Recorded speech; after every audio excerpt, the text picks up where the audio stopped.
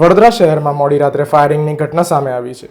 રાવપુરા વિસ્તારમાં આવેલા કાકા સાહેબના ટેકરા પાસે નવદુર્ગા મંદિરના નજીક એક વ્યક્તિએ હવામાં ફાયરિંગ કરવા હોવાની માહિતી મળી છે।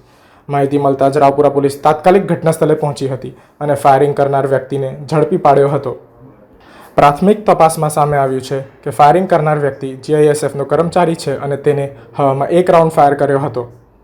પોલીસે ઘટનાસ્થળેથી ફાયરિંગમાં વાપરેલી બંદૂક અને જીવતા કારતૂસ કબજામાં કર્યા છે।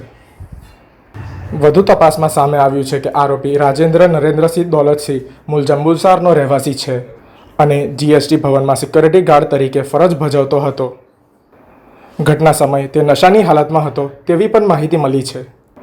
હાલ પોલીસ દ્વારા આરોપી વિરુદ્ધ પ્રોહિબિશન અને જાહેરનામાના ભંગ સહિત ગુના નોંધવાની કાર્યવાહી હાથ ધરવામાં આવી છે। એ મંદિર પાસે જ અમે ફાયરિંગ કરી અને પછી પોલીસ ચોકીમાં મતલબ જ્યારે હું ગાડી બોલાવી 112 નંબર પર ફોન કરીને તો ગાડીની અંદર પણ એને મારી પર હુમલો કર્યો।